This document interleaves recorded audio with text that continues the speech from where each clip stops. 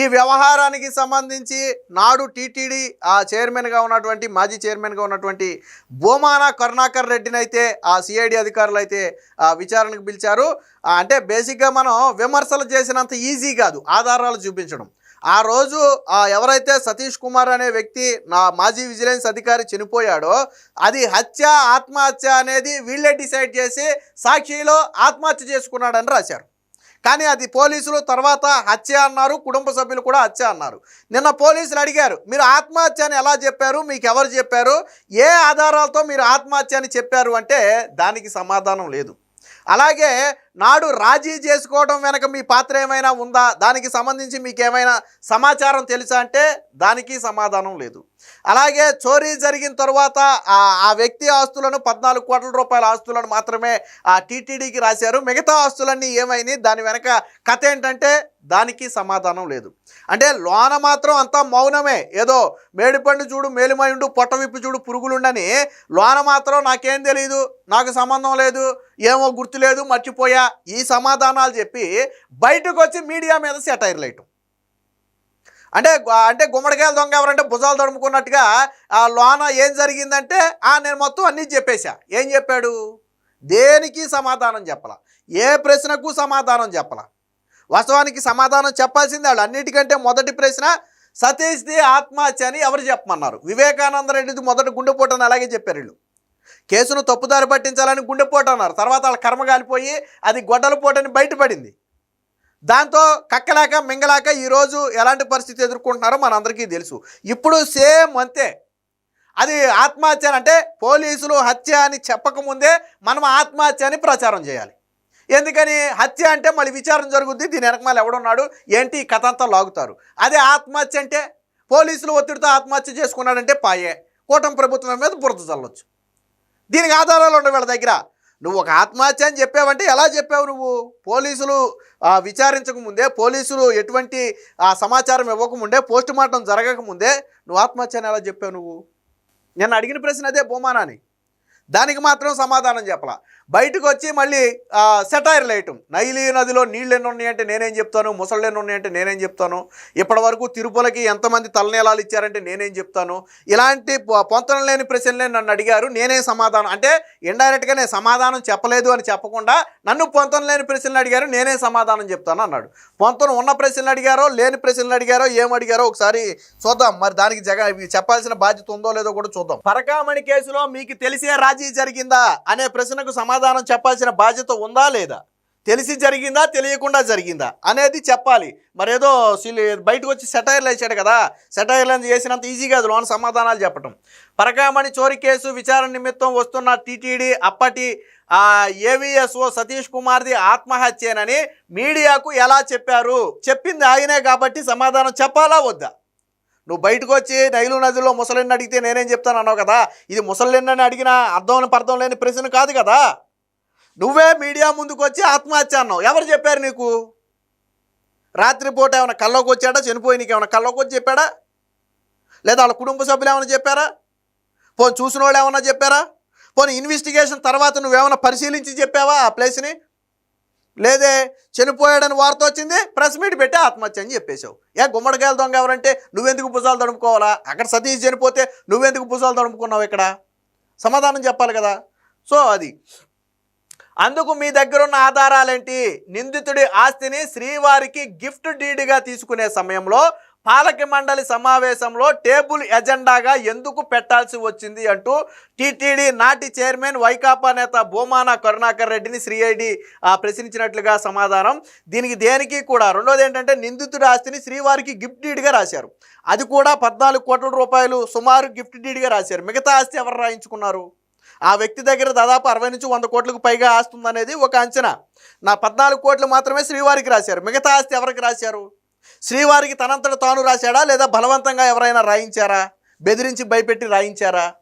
So ఇలాంటి ప్రశ్నలకు ఏటికి కూడా సమాధానం చెప్పాలి. రెండోది, ఈ గిఫ్ట్ డీడ్ తీసుకోవడానికి ముందు తీర్మానం చేయాలి. దీనికి ఒక పెద్ద ప్రాసెస్ ఉంది. గిఫ్ట్ డీడ్ని నేను ఇస్తానంటే వాడు వెంటనే తీసుకోరు, దానికి ఒక ప్రాసెస్ ఉంది. కానీ ఆ ప్రాసెస్ మొత్తాన్ని కూడా బైపాస్ చేసి కేవలం టేబుల్ ఎజెండాగా, పాలక మండలి సమావేశంలో టేబుల్ ఎజెండాగా పెట్టి తూతూ మంత్రంగా ఓకే చేసేశారు. ఎందుకు అలాంటి పరిస్థితి వచ్చింది?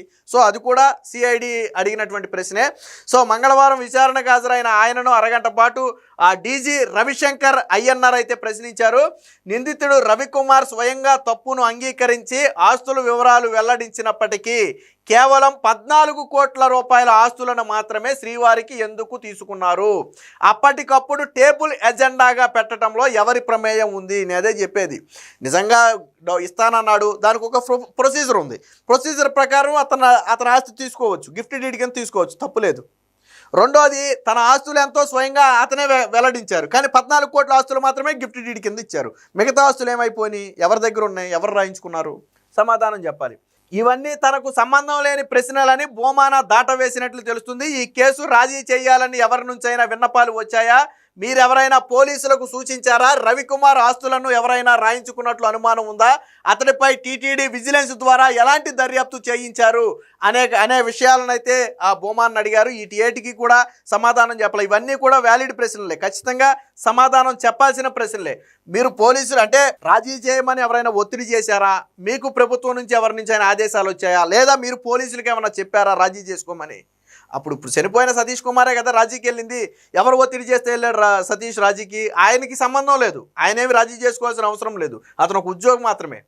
కానీ ఎవరు చెప్తే రాజీకి వెళ్ళాడు, ఎవరు ఒత్తిడి చేస్తే రాజీకి వెళ్ళాడు అనేది చెప్పాలి. గతంలో సతీష్ కుమార్ చనిపోవడానికి ముందు హాజరైనటువంటి విచారణలో ఏం చెప్పాడు? నా మీద కొంతమంది పెద్దల ఒత్తిడి ఉంది, కొంతమంది పై స్థాయి అధికారుల ఒత్తిడి ఉండడం వల్ల తప్పని పరిస్థితుల్లో నేను రాజీకి వెళ్ళానని చెప్పాడు. తర్వాత విచారణకు వచ్చేటప్పుడే చనిపోయాడు. తర్వాత విచారణకు వస్తే ఆ పెద్దలు ఎవరు, ఒత్తిడి చేసింది ఎవరు, బహుశా బయట పెట్టేవాడేమో.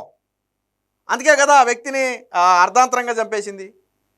సో ఆ పెద్దలు ఎవరు అనేది తర్వాత బయటపడద్దు అనుకోండి. అలాగే రవికుమార్ ఆస్తులను ఎవరైనా రాయించుకున్నట్లు మీకు అనుమానం ఉందా?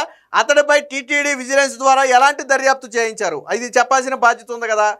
ఒక వ్యక్తి రవికుమార్ అనే వ్యక్తి దొంగతనం చేశాడు, దొరికిపోయాడు.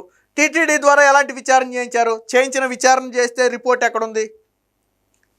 అలాంటివి ఏవి కూడా లేవు ఇక్కడ. సో ఈ విషయాల్లో తనకు ఎలాంటి సంబంధం లేదని, తననెవరూ రాజీ చేయమని కోరలేదని భూమాన చెప్పాడట. ఈ విషయాల్లో ఏం సంబంధం ఉండదు. కానీ చనిపోగానే ఆత్మహత్య అని చెప్పి మనమే చెప్తాం. లేకపోతే కూటమి నేతలు ఒత్తిడో, లేకపోతే కూటమి ప్రభుత్వంలో పోలీసులు ఒత్తిడి వల్ల చనిపోయాడని మనమే చెప్తాం. మరి ఇవన్నీ నోటితో చెప్పేస్తాం. కానీ నీ దగ్గర ఉన్న ఆధారాలు అంటే మాత్రం మనం బయటికి రాం. నేను అదే చెప్పింది, నోటితో మాట్లాడినంత ఈజీ కాదు. నేను చెప్తా, నేను జగన్మోహన్ రెడ్డి మీద ఏదో ఒక ఎలిగేషన్ వేస్తా. ఏం చేస్తారు? లోన్ కూర్చోబెట్టా ఎలిగేషన్కి నీ దగ్గర ఉన్న ఆధారాలు ఏంటి చెప్పు అంటారు. చెప్పాలి కదా, కనీసం ఏదో ఒక ఆధారం ఉండాలి కదా. అసలు సతీష్ అనే వ్యక్తి చనిపోతే భూమాన కరుణాకర్ రెడ్డి ఎందుకు భుజాలు తడుపుకోవటం, వెంటనే ప్రెస్ మీట్ పెట్టి ఎందుకు చెప్పాలా? పోలీసులు చూసుకుంటారు కదా, అది కుటుంబ సభ్యులు చూసుకుంటారు కదా. నీకేంటి సంబంధం? నీకేంటి సంబంధం? వీటికేటికి కూడా సమాధానం ఉండదు. నన్ను కేసులో ఇరికించడానికే, కేసులో నిన్ను ఇరికించేదేముంది? ఆ రోజు నీ పాత్ర ఉందా లేదా? సిఐడి అడిగిన ప్రశ్నలకు సమాధానం చెప్పాలా. టేబుల్ ఎజెండాగా అర్జెంటుగా ఎందుకు పెట్టారు? 14 కోట్లు మాత్రమే ఎందుకు గిఫ్ట్ డీడ్ రాసుకున్నారు? ఆ గిఫ్ట్ డీడ్ని కూడా ఒక నిబంధన ప్రకారం కాకుండా అర్జెంటుగా అప్పటికప్పుడు ఎందుకు చేశారు? అలాగే రాజీ ఎందుకు జరిగింది? కేసు రాజీ ఎందుకు జరిగింది? ఇలాంటి ప్రశ్నలన్నిటికీ సమాధానం చెప్పాల్సిన బాధ్యత ఉందా లేదా? నిన్ను ఇరికిచ్చేదేంది? ఏమీ లేకముందే నువ్వు వచ్చేసేది ఆత్మహత్యని ఎలా చెప్తావు? ఈరోజు నువ్వు ఆత్మహత్య అని చెప్పుండకపోతే నిన్ను పిలిచేవాడు కాదేమో. సిఐడి విచారణ అనంతరం భూమాన మీడియాతో మాట్లాడారు. నైలు నదిలో ముసల సంఖ్య ఎంత? మన డిఎన్ఏకు మూలమైన మహాతల్లి వాళ్ళ అమ్మ పేరేంటి? 1500 ఏళ్లుగా స్వామివారికి తలనీలాళ్ళు సమర్పించిన వారు ఎంతమంది అని అడిగితే నేను ఎలా చెప్పగలను అని పేర్కొ, అంటే వ్యంగ్యంగా నన్ను అడిగిన ప్రశ్నలు ఏవి కూడా సంబంధం లేని ప్రశ్నలు అడిగారని చెప్పి మీడియా మీద సెటైర్లు వేయటం. మనకు ఆన్సర్లు చెప్పడం రాదు, కానీ మీడియా మీద సెటైర్లు వేయటం మాత్రం వచ్చు. లేదు అలాగని తీసుకెళ్ళి బొక్కలో వేసారనుకోండి, వైసీపీ నేతల మీద కక్ష సాధింపు. వీళ్ళు మాట్లాడేది ఇది, లేకపోతే ఇది. మధ్యవర్తిత్వం చేయడం కరెక్టా? పరకామణి కేసులో మధ్యవర్తిత్వం చేయడం కరెక్టా? గిఫ్ట్ డీడ్ విషయాన్ని పాలక మండలిలో టేబుల్ ఎజెండాగా పెట్టడం సరైనదేనా అని టీటీడీ అడిగినట్లుగా అయితే తెలుస్తుంది. అయితే మాజీ పాలక మండలి సభ్యుడు, ఎస్టేట్ కమిటీ అప్పటి సభ్యుడు అశోక్ కుమార్ అయితే తెలిపారు. సిఐడి విచారణకు ఆయన కూడా హాజరయ్యాడు. సో ఆయన గిఫ్ట్ డీడ్ గురించి నన్ను ప్రశ్నలు అడిగారు. నాటి chairman YV Subba Reddy, EO Dharma Reddy ఈ అంశాన్ని ఎజెండాగా చేర్చాలని మాత్రమే చెప్పారు. వాళ్ళు చెప్తేనే చేర్చడం జరిగిందని చెప్పి ఆ వ్యక్తి అయితే చెప్పడం జరిగింది. దీంతో పాటు ఈ ఘటన జరిగినప్పుడు ఉన్నటువంటి అక్కడ తిరుమల వన్ టౌన్ ఎస్ఐ అంటే కేసు నమోదు చేసినటువంటి వన్ టౌన్ ఎస్ఐ రామలక్ష్మారెడ్డిని, అలాగే పరకామణి అప్పటి డిప్యూటీ ఈఓగా ఉన్నటువంటి మల్లికార్జునరావుతో పాటు కొంతమంది ఉద్యోగులను అయితే సిఐడి విచారించింది. అప్పటి స్టేషన్ ఎస్హెచ్ఓగా ఉన్నటువంటి జగన్మోహన్ రెడ్డి, ఆ వ్యక్తి పేరు కూడా జగన్మోహన్ రెడ్డి, అప్పట్లో ఎలాంటి ఆదేశాలు జారీ చేశారు, కింది స్థాయి సిబ్బంది మీద ఏమైనా ఒత్తిడి తీసుకొచ్చి దీన్ని రాజీ చేయించారనే కోణంలో కూడా పోలీసులు అయితే అడిగారు. ఇక అన్నిటికీ మించి పరకామణి వ్యవహారంలో రవికుమార్ డాలర్లు దొంగరిస్తున్నాడని నిర్ధారించే సీసీటీవీ ఫుటేజ్లు మాయమవటం అన్నిటికీ మించి కీలకం. మొన్న వచ్చినటువంటి సీసీటీవీ ఫుటేజ్లు కాకుండా అనేక సీసీటీవీ ఫుటేజ్లు మాయమయ్యాయి. ఎలా మాయమయ్యాయి? సీసీటీవీ ఫుటేజ్ ఎలా మాయమైంది చెప్పాలి కదా సమాధానం దీనికి. తిరుమల లాంటి ఒక పుణ్యక్షేత్రంలో సీసీటీవీ ఫుటేజ్ మాయమవటం అంటే ఎంత దారుణమైన విషయం. అంటే ఎవరి ఉద్దేశం లేకుండా కేవలం ఆ సీసీటీవీ ఫుటేజ్ మాత్రం ఎలా మాయమవుద్ది? సో దీనికి సంబంధించి కూడా మాట్లాడారు. దీని వెనక అప్పటి కమాండ్ కంట్రోల్ విఐ శివశంకర్ హస్తం ఉందని పాలక మండలి సభ్యుడు భానుప్రకాష్ అయితే ఆరోపించారు.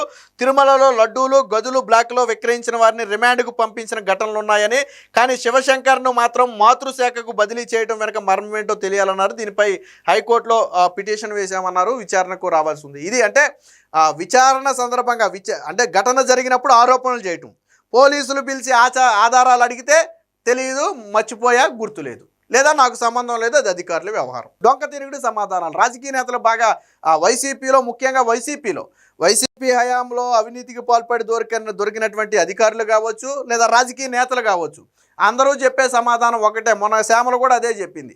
నీకెవరు చెప్పారమ్మా బస్సు ప్రమాదంలో కల్తీ మద్యం తాగాడు అని నీకెవరు చెప్పారంటే నాకు స్క్రిప్ట్ ఇచ్చారన్నారు. అలాగే బోమాన్ ఏంటంటే పాపం స్క్రిప్ట్ అని చెప్పలేదు, కానీ బయటకు వచ్చి పొంతన లేని ప్రశ్నలు అడిగారని మాత్రం చెప్పాడు. ఏది